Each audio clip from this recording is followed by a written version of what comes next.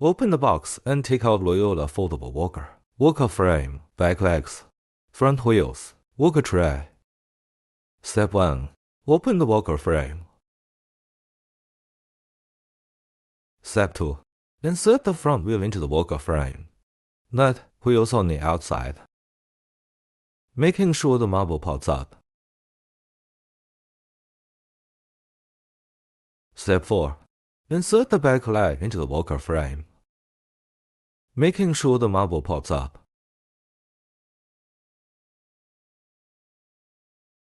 Step 5.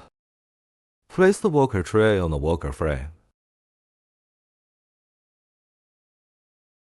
Press down on the leg marbles and adjust to the right height. Remove tray.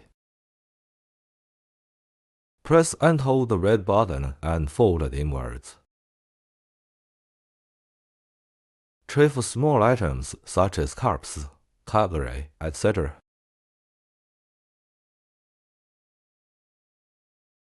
Wheels roll smoothly. Rounded feet, not scratching the floor.